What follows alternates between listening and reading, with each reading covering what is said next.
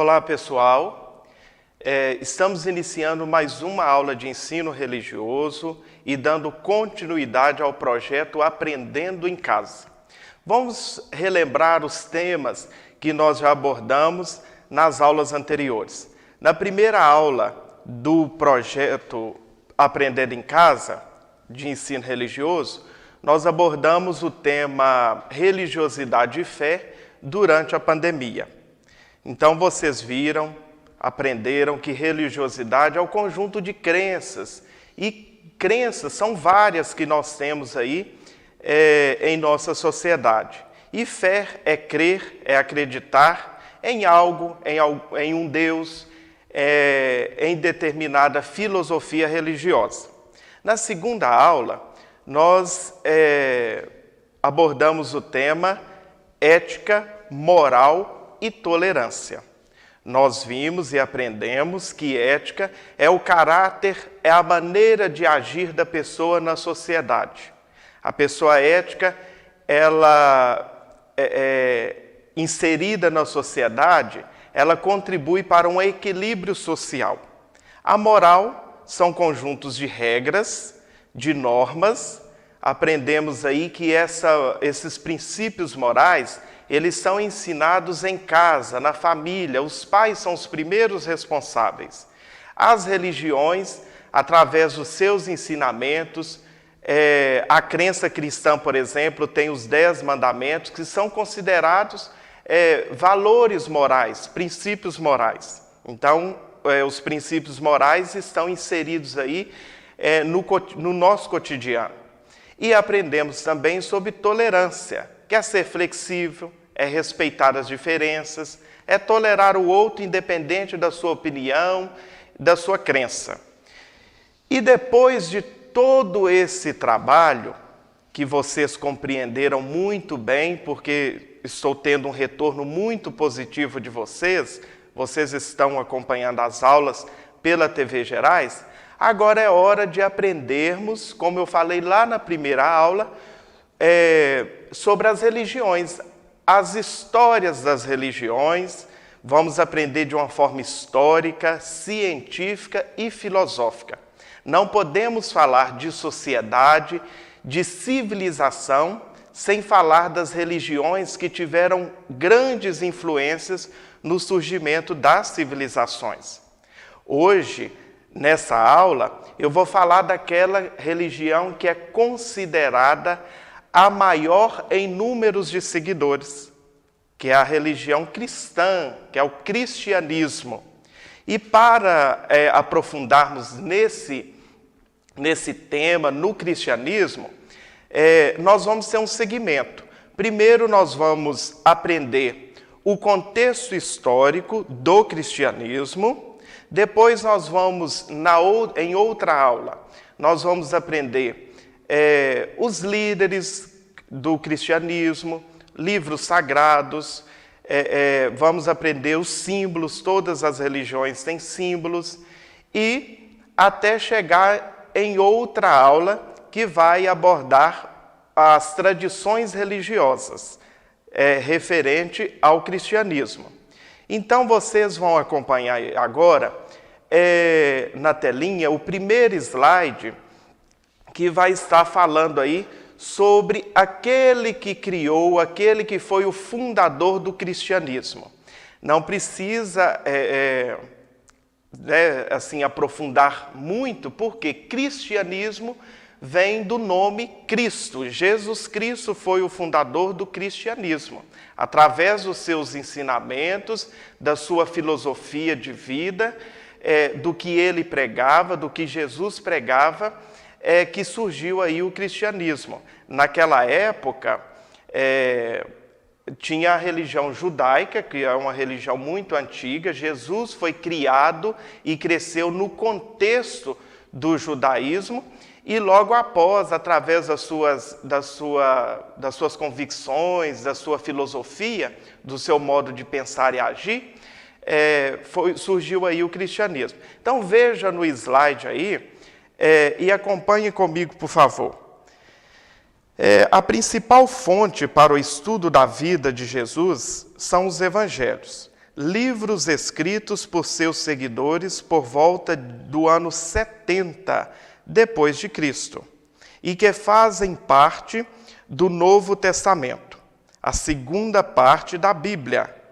Segundo esses textos, Jesus, filho de Maria e José, nasceu em Belém, lugarejo próximo a Jerusalém, na Judéia, que na época era uma província. O que era província? Divisão territorial, como se fosse um bairro de uma cidade. Então era uma província do Império Romano sob o governo de Otávio Augusto, que foi o primeiro imperador romano. Então vocês viram que a fonte que é usada para estudar a vida de Jesus é o Evangelho.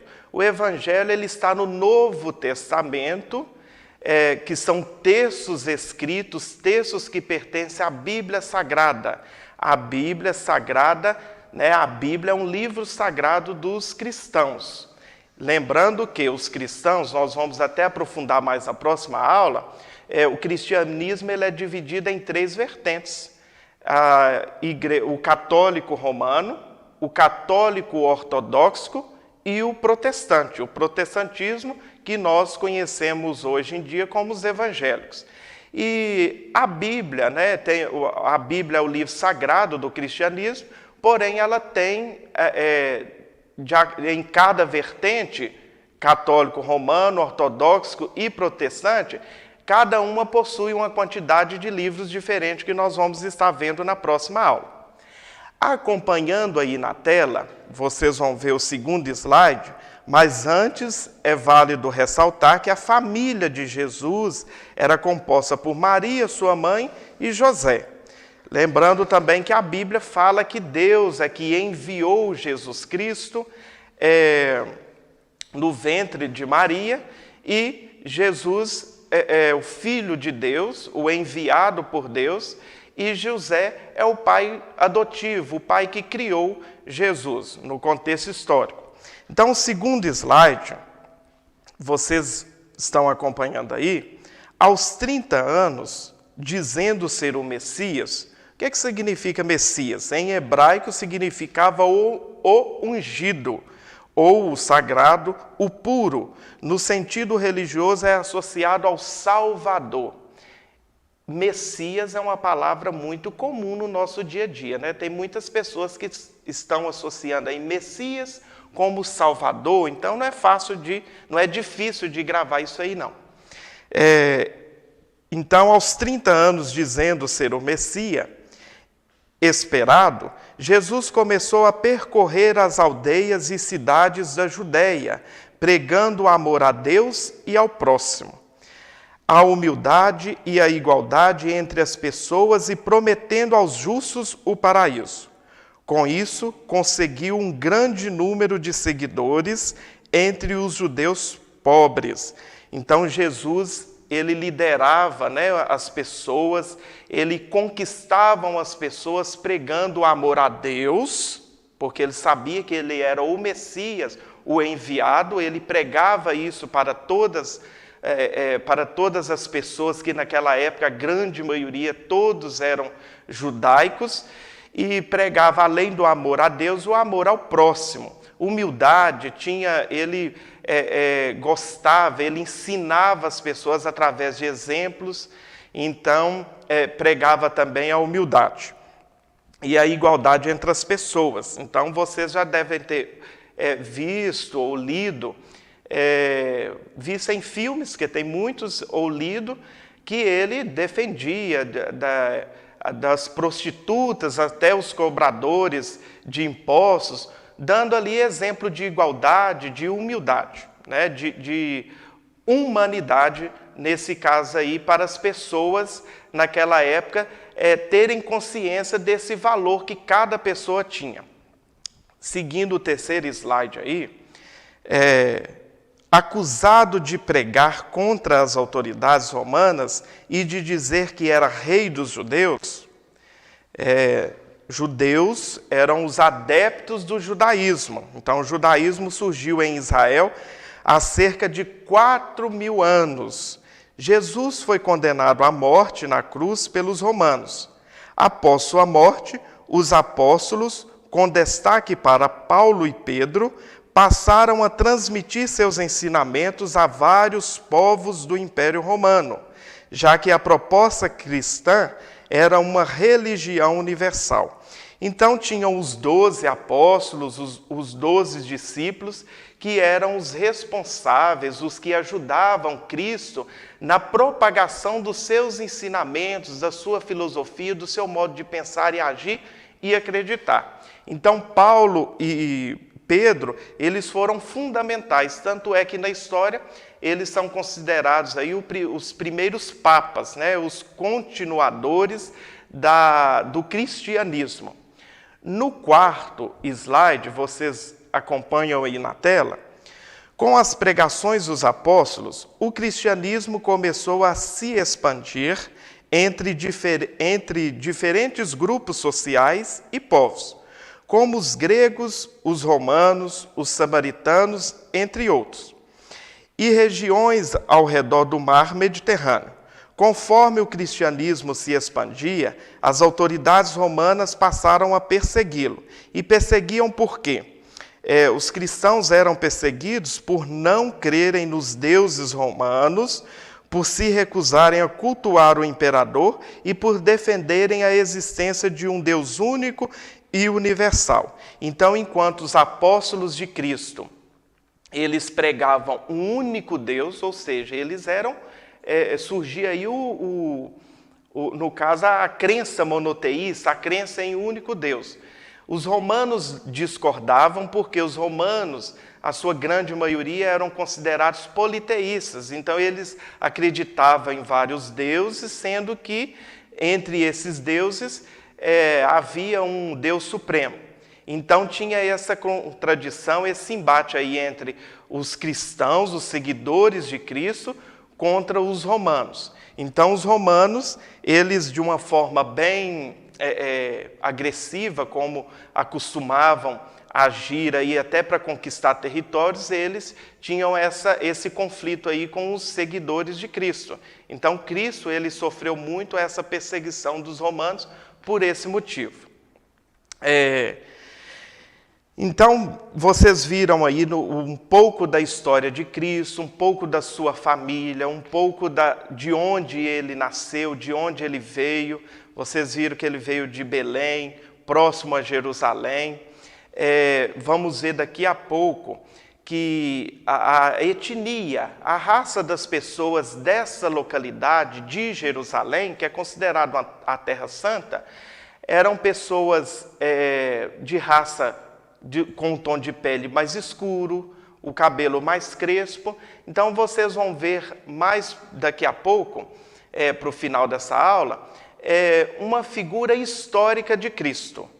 Tem a figura que todos nós conhecemos e tem uma imagem dele histórica, de acordo com as pesquisas aí dos historiadores. Mas antes, vamos aprofundar um pouco mais quem que era esse homem, esse líder, conhecido como Jesus Cristo. Eu trouxe uma sugestão, até uma sugestão para vocês lerem de um livro de Augusto Cury, O Homem Mais Inteligente da História. Augusto Cury, antes desse livro, ele era considerado um dos maiores ateus, segundo ele, de toda a humanidade, né? E quando ele foi aprofundar na confecção, na autoria desse livro, O Homem Mais Inteligente da História, vocês estão vendo aí na tela a capa, né, como que é esse livro, Augusto Cury ficou maravilhado porque ele fez um estudo aprofundado da vida de Jesus, ele aprofundou de uma forma filosófica, histórica e também psicológica, né, psicologicamente falando. Então, ele ficou maravilhado com as atitudes que Cristo tinha, com a inteligência emocional que Cristo tinha. Então, ele colocou como título desse livro O Homem Mais Inteligente da História. Então, eu trouxe algumas partes desse livro, até mesmo porque eu não posso contar todo, né, o que está escrito em todo esse livro, porque senão perde a graça quando vocês fizerem a leitura desse livro. Então, Augusto Cury, ele afirma que Jesus não cabe no imaginário humano, devido à sua extraordinária inteligência. Então, ele afirma que nós, seres humanos, não conseguimos calcular toda a inteligência que Cristo teve. Então, ele afirma no livro que a inteligência de Cristo foge do imaginário humano. Os apóstolos tinham características peculiares. Eu gosto de comparar o seguinte: os apóstolos eram 12, foi um time que Cristo montou. Um time que ele teve como objetivo e tinha como objetivo com que esse time o apoiasse e o propagasse os seus ensinamentos, o amor a Deus, o amor ao próximo. Então Jesus foi montar, né, montou esse time, aceitou esses discípulos, essas pessoas, em seu grupo ali de apóstolos. E cada um tinha uma personalidade diferente um do outro. Até trouxe algumas citações aqui que tem no livro. Igual, por exemplo, Pedro, o apóstolo Pedro, era hiperativo, tenso e ansioso. E isso não é porque está no livro o homem mais inteligente da história, não. Isso também é na Bíblia, basta ler e fazer uma reflexão dos textos aí que citam o apóstolo Pedro. Então, olha o tanto que é difícil. Quando eu vou citar um exemplo, se você, como nós estamos falando de religião, se você está ali na igreja, ou ela evangélica ou católica, e tem uma pessoa hiperativa ali próximo, né? A pessoa hiperativa, ela vai conseguir ficar quieta, prestar atenção no culto ou na celebração, né, na missa, ela não vai conseguir, ela vai ficar inquieta e vai tirar a atenção de quem estiver próximo ali. Às vezes a gente até acha que a pessoa está incomodando e a gente acaba ficando incomodado com aquele comportamento ali daquela pessoa. A ansiedade, tem pessoas aí que têm manias de ansiedade, roer unha, transpirar, perder o fôlego, coração acelerar. Então Pedro, ele apresentava esse comportamento. Então, só para vocês verem que essas pessoas que estão no nosso dia a dia, nós não devemos julgar. São pessoas especiais. Para Cristo, Pedro era especial, possuindo essas características peculiares a ele. João era bipolar. João, ora ele estava tranquilo e generoso, ora ele estava temperamental e queria destruir aqueles que não seguiam a Cristo. Então, a pessoa bipolar, ora ela está feliz, sorridente. Daqui a segundos, minutos, ela muda o seu emocional, fica agressiva, emburrada, nervosa. Então, João era assim. E Cristo, na história, demonstrava ter toda a sabedoria ali para conduzir o seu grupo com essas peculiaridades. Tomé era inseguro. Vocês já viram aquele ditado: sou devoto de São Tomé, preciso ver para crer. Tomé era inseguro, então ele né, quando Cristo ressuscitou, ele teve que tocar a ferida de Cristo para ver se Cristo mesmo tinha ressuscitado. Ele não acreditava, ele era inseguro. Então as pessoas hoje em dia usam esse ditado: preciso ver para crer, sou devoto de São Tomé, preciso ver para crer. Então esse ditado é por isso. Tomé precisava ver para crer, para acreditar, ele tinha total insegurança. Mateus era corrupto, o apóstolo Mateus. Ele era publicano, ele era cobrador de impostos, cobrava muitos impostos, ele cobrava além do que deveria cobrar. Para quê? Para ele tirar o lucro dele ali. Se fosse hoje em dia, Mateus poderia participar até da Lava Jato, né? Vocês já viram falar aí da Lava Jato, da operação aí contra os corruptos. Então, mesmo Mateus tendo aí esse lado corrupto, era aceito e era conduzido aí de uma forma sábia por Cristo. Judas, vocês já ouviram falar de Judas, o traidor, aquele que deu beijo em Cristo, e Cristo já sabia, beijo no rosto, e Cristo já sabia que ele era o traidor. Então, Judas, ele tinha uma característica que ele era considerado dissimulado. O que seria dissimulado? Judas era fingido, hipócrita, falso. Sabe aquela pessoa que assim, na sua frente, sorri, às vezes te elogia, fala bem de você, mas por trás vai falar mal, vai criticar? Então, Judas era assim.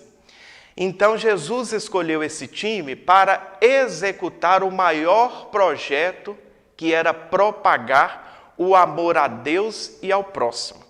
Então, olha que time que Cristo escolheu, com suas peculiaridades, com os seus caráteres aí em jogo, cada um com a personalidade, um problema emocional diferente do outro.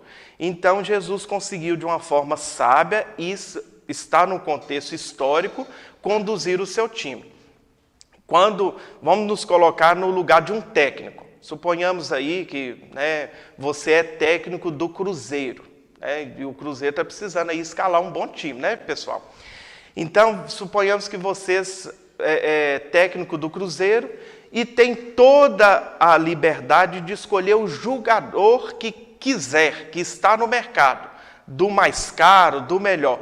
Claro que você vai escolher os melhores, os mais habilidosos, os craques, né? Então, esse exemplo de Cristo na história nos traz o seguinte, que o líder, ele precisa conduzir bem, independente da situação que aquela pessoa apresenta, conduzir de uma forma sábia, aceitar aquela diferença e tentar ajudar a pessoa com aquela diferença que ela apresenta. Então, com a liderança de Cristo, os apóstolos se tornaram, na história, símbolo de sabedoria e generosidade e também sensibilidade. Então, com uma condução muito inteligente de Cristo, os apóstolos, com seus defeitos, com as suas imperfeições, eles se tornaram aí símbolo da sabedoria, da generosidade e da sensibilidade, né? Então, vocês vão ver na tela agora a imagem de Cristo, que todos conhecem. Eu quero que vocês, enquanto eu estou explicando aqui, observem bem essa imagem. Eu sei que vocês já conhecem, mas observem enquanto eu vou explicando, para vocês ir associando a explicação que eu estou fazendo. Foram séculos e séculos de eurocentrismo, uma influência europeia. Então, o cristianismo foi muito forte na Europa, principalmente lá na Idade Média. A igreja ostentava riqueza, porque também a igreja era conduzida aí pelo clero, pelo Papa, e como os papas, os padres não podiam e não podem até hoje casar, a igreja que eles adquiriam, a riqueza que eles adquiriam, eles não tinham herdeiros, então a igreja só acumulava e se fortalecia cada vez mais lá na Idade Média. Então, nesse período da história, criou-se aí a imagem eurocêntrica. É esse Jesus com um tom de pele claro, o cabelo comprido e um cabelo bom, olhos azuis, olhos claros. Esse eurocentrismo surgiu tanto na arte quanto na religião, para que sedimentasse a imagem mais conhecida de Jesus Cristo, um homem branco, barbudo, de longos cabelos castanhos claros e azuis. Então, essa imagem que vocês estão vendo aí foi uma imagem criada pelos europeus, para que não tivesse também nenhum preconceito na época. Então, quando chegasse, adentrasse a igreja, se deparasse com essa imagem. Uma imagem bonita, né, de se ver. Já os historiadores, vocês estão vendo aí na tela, uma imagem de Cristo que os historiadores, através de uma computação gráfica, através da tecnologia, os historiadores estudando a etnia, as raças de onde Jesus nasceu, em Belém, Jerusalém, eles chegaram à conclusão que Jesus tinha essa feição, tinham essas características. Por quê? As pessoas dessa localidade de Jerusalém, elas tinham o tom de pele escuro, o cabelo crespo, o nariz mais largo, era a etnia, eram as raças dessas localidades. Tem duas imagens aí, que são duas imagens criadas aí pelos historiadores através dos estudos que eles fizeram de acordo com as raças dessa localidade. Então, esse Jesus que vocês estão vendo aí, com um tom de pele escuro, é conhecido como Jesus histórico. Os especialistas apontam muito provavelmente que era moreno, baixinho e mantinha os cabelos aparados, como os outros judeus de sua época. Então, a primeira imagem de Jesus com tom de pele claro é uma imagem europeia, eurocêntrica, e essa segunda imagem com Jesus de tom de pele mais escuro é uma imagem do Jesus histórico. Então, nós vamos encerrar a aula de hoje. Vocês aprenderam aí um pouco sobre a história do cristianismo, que é a crença. Por que eu quis iniciar por essa religião, pelo cristianismo? Porque é a religião atualmente aí com um dos maiores números de seguidores e adeptos. Na próxima aula, nós vamos aprender sobre a origem, aprofundar sobre as 3 vertentes aí do cristianismo, os símbolos, os líderes, o livro sagrado e as tradições religiosas, e eu vou trazer para vocês algumas fotos também das tradições religiosas cristãs aqui do nosso município, aqui de Paraupeba. Um grande abraço, se cuidem e até a próxima aula. Tchau!